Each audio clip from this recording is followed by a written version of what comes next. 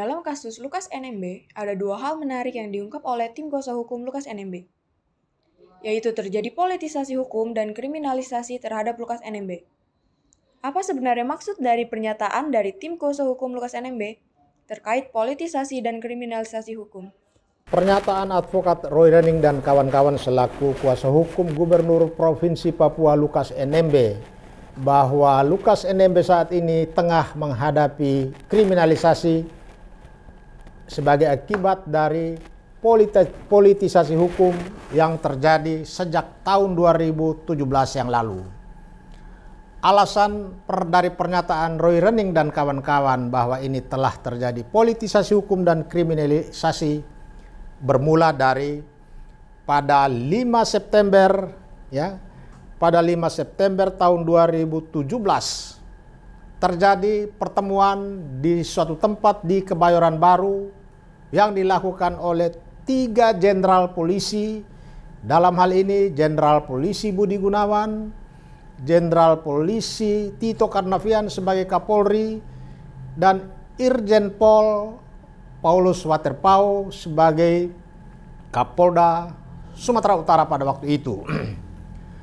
Di sana Lukas NMB dalam kapasitas pertama sebagai Ketua DPD Partai Demokrat, yang sekaligus Lukas NMB juga adalah Gubernur Provinsi Papua yang pada tahun 2017 itu juga sedang mempersiapkan diri untuk maju sebagai calon gubernur Papua pada Pilgub tahun 2018.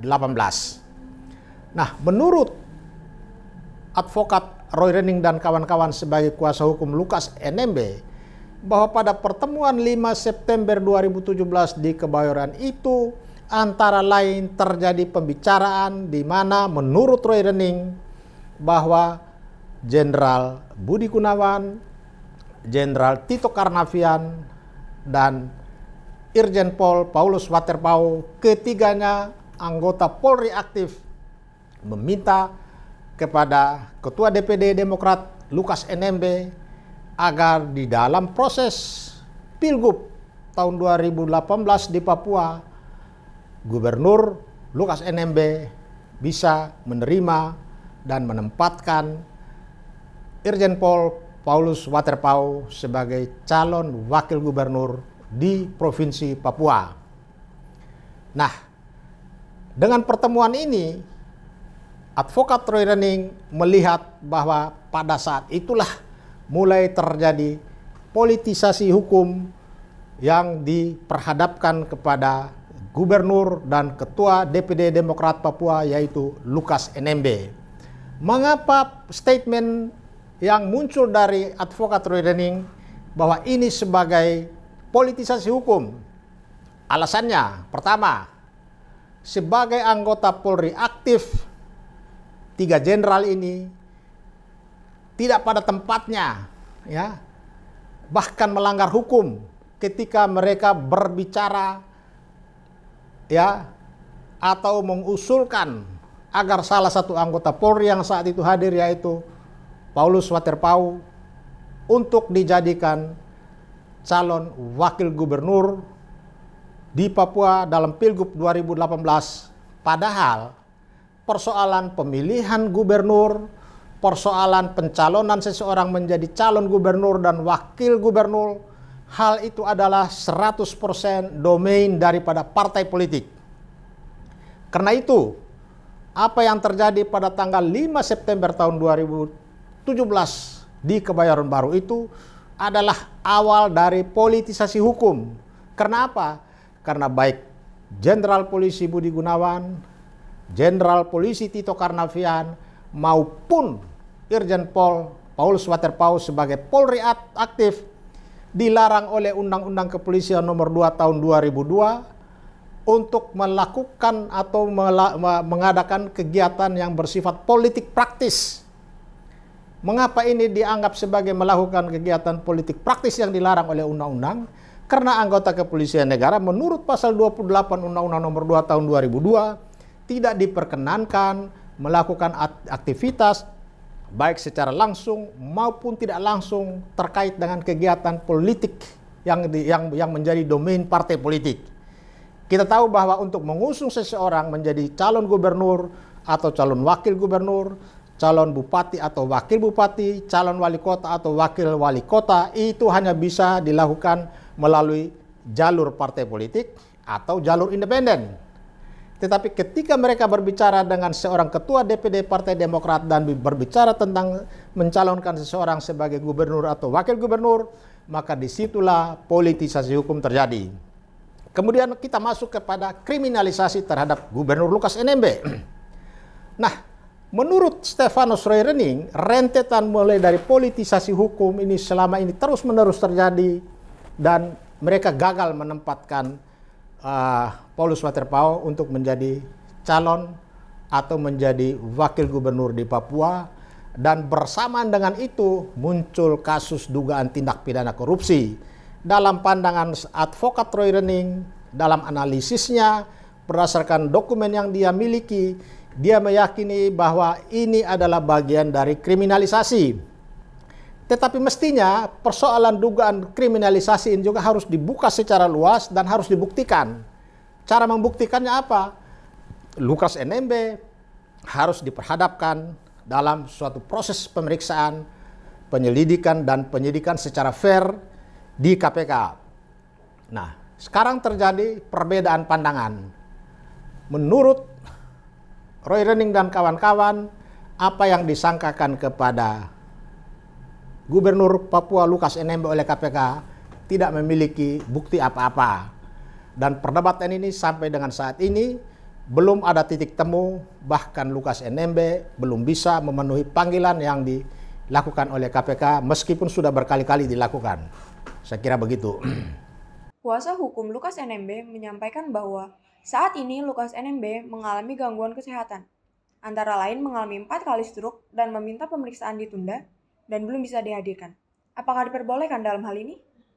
Ya, di dalam praktek, seorang tersangka atau saksi ketika diperiksa dia harus dalam keadaan sehat.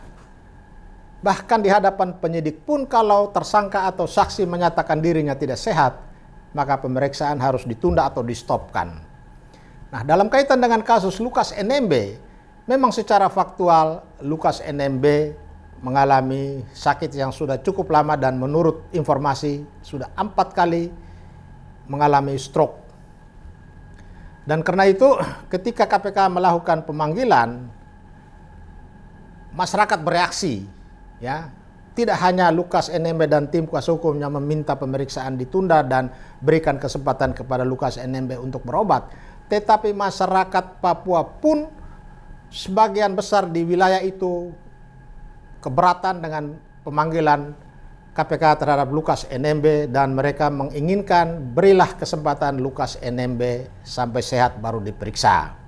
Dengan demikian, permintaan penundaan pemeriksaan oleh kuasa hukum sangat beralasan, ya, sangat beralasan hukum. Yang kedua, sikap KPK yang belum apa-apa sudah mengancam advokat, dalam hal ini kuasa hukum Lukas NMB, akan memberlakukan ketentuan pasal 21 Undang-Undang Tindak Pidana Korupsi, yaitu sanksi kepada siapapun yang merintangi penyelidikan, penyidikan, penuntutan perkara tindak pidana korupsi. Dalam hal ini saya ingin memberikan catatan kepada KPK, jangan belum apa-apa sudah mengintimidasi dan mengancam profesi advokat. Karena secara KUHAP, secara Undang-Undang Tipikor, ya, advokat itu memiliki kedudukan dalam proses peradilan pidana, dia itu berada dalam posisi oposisi. Walaupun posisi advokat sendiri sebagai mitra di dalam penegakan hukum. Tetapi ketika dia berada dalam posisi sebagai kuasa hukum seorang tersangka, posisinya adalah oposan. Dengan demikian, sikap advokat Roy Rening sebagai kuasa hukum Lukas NMB adalah sikap yang betul-betul profesional. Kenapa? Pertama, mereka lihat secara realitas Lukas NMB dalam kondisi tidak layak untuk didengar, apalagi diberangkatkan dari Papua menuju Jakarta untuk diperiksa di KPK. Yang kedua, Lukas NMB juga berdasarkan keterangan dokter, walaupun itu adalah dokter pribadi, bahwa yang bersangkutan masih belum layak untuk tinggalkan Papua demi menghadapi proses hukum. Bahkan mereka minta supaya diberikan kesempatan untuk didengar. Karena itu, sikap ngotot Roy Rening dan kawan-kawan menolak untuk sementara waktu KPK mengambil langkah-langkah penindakan untuk dilakukan suatu pemeriksaan sebagai tersangka adalah sikap yang sangat profesional karena alasan-alasan tadi. Jadi Roy Rening melihat juga faktor lain bahwa kultur masyarakat Papua yang terdiri dari suku-suku yang sangat menghormati kepala sukunya, seorang pemimpinnya, sehingga secara spontan mereka berkumpul di sekitar kediaman Gubernur Lukas NMB. Ini juga advokat Lukas NMB, Roy Rening dan kawan-kawan melihat ini sebagai suatu realitas kultur juga yang harus dihormati, yang harus dijaga. Karena situasi di sana kalau kita salah kelola atau sampai tiba-tiba saja KPK datang untuk melakukan penjemputan paksa, bisa saja nanti terjadi konflik horizontal, ya. Bisa saja terjadi clash fisik antara aparat dengan masyarakat di sana. Oleh karena itu, pernyataan yang meskipun kelihatannya sebagai kontra terhadap keinginan KPK, ini bukan dalam posisi ingin merintangi, tetapi ini dalam posisi menegakkan secara proporsional hak-hak tersangka, khususnya hak atas jaminan kesehatan, hak atas jaminan rasa nyaman ketika diperiksa. Dia harus dalam keadaan sehat dan rasa nyaman tanpa hak ajasinya sedikit pun dikurangi. Itu yang harus disadari oleh KPK, bahwa seorang advokat dalam banyak situasi dia harus bersikap oposan karena membela kepentingan klien. Dia juga wajib menjaga hak-hak daripada klien, seperti halnya KPK juga harus menghormati dan menjaga hak-hak setiap orang yang diperiksa, baik sebagai saksi maupun tersangka. Jadi jangan sedikit-sedikit merintangi, jangan sedikit-sedikit merintangi. Ini saya anggap intimidasi KPK terhadap profesi advokat, dan ini harus segera dihentikan dan diakhiri.